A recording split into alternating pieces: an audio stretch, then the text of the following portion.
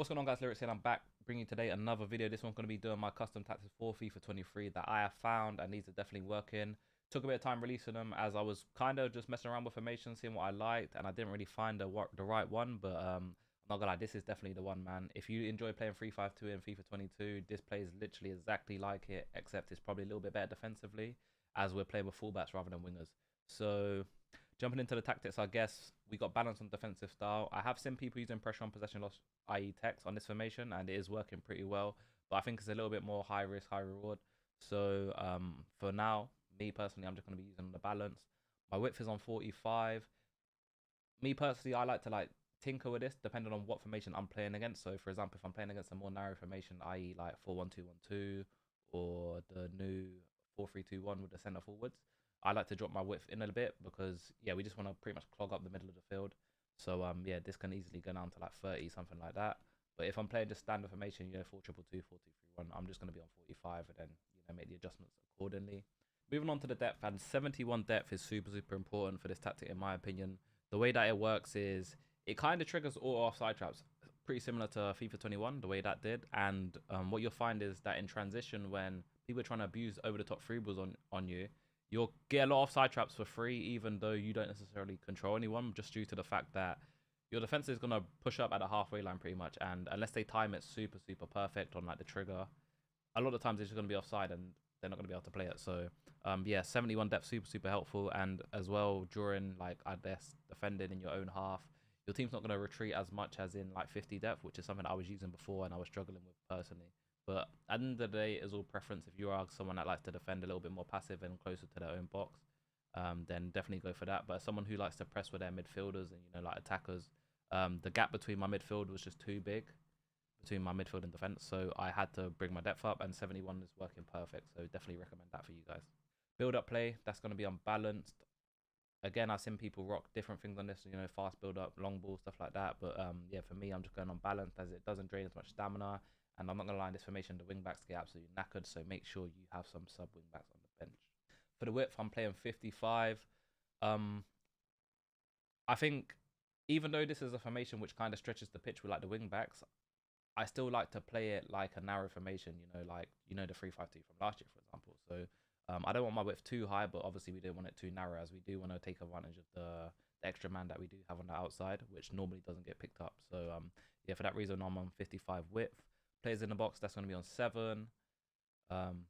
Again, like, I feel like this formation is all about overloading your opponents. So by having more players in the box, obviously you get the chance to do stuff.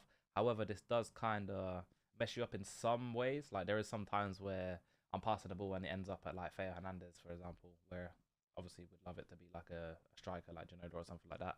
But either way, I think it provides more chaos than anything else for like the opponent than it does for yourself. So players in the box is on 7, corners on 2.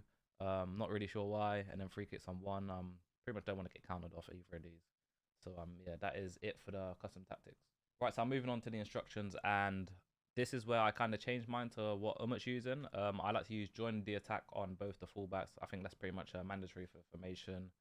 The way that the left back and right backs go up the field, literally just, I don't know, for some reason they just don't get picked up on this game. It's kind of like FIFA 21 in the way where like, yeah, the fullbacks just go up and no one's marking them. I think it's because you have 3 guys in the middle that there's not enough like defenders to be able to pick up everyone, including the fullback. So a lot of the times they're just on as like the spare man, and this is where you can kind of get a bit techie with the formation. If you have 2 guys on each flank that can Travella shot, for example, you put on the right side Cancelo, and then on the left side you put someone like Salah. I don't know, Thomas Lamar would be a nice one. Maybe like Kuleveski, someone like that.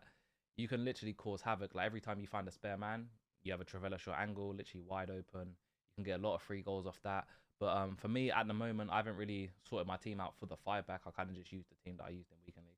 So I'm not using that. So yeah, something to think about though. That's something that I will be doing in the future, 100%.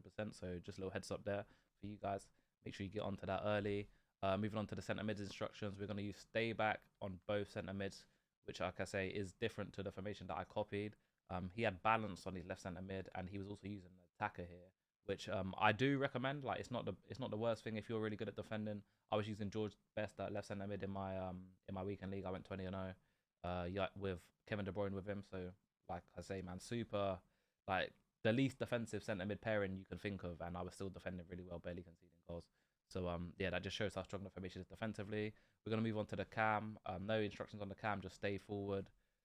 Pretty much, whenever you win the ball back high in this formation, you're gonna have a 3-on-2 against your opponent's defense, due to the fact that we have basically 3 guys up there goal hanging, whereas they're only gonna have 2 guys in their fullback. So unless they're also in a 5-back, whenever you win the ball back high, massive counter-attacking opportunity. So that's why we're gonna stick on the stay forward. And then strikers are gonna be on balance, no instructions on them. Yeah, pretty much just letting them play for themselves, making AI runs, and then of course like triggering them when we need to. So yeah, that's pretty much the end of the video, man. No time wasted. That is the tactic right there. This tactic crawled me out of a hole that was so deep. I couldn't get out of Division 2. And yeah, we turned it around. I'm now in the Elite Division, hopping off, and we got 20 in a week. So yeah, like I say, man, give it a go. Let me know what you think about it in the comments below. Leave a like if you enjoyed it, and I'll catch you guys in the next one. Peace.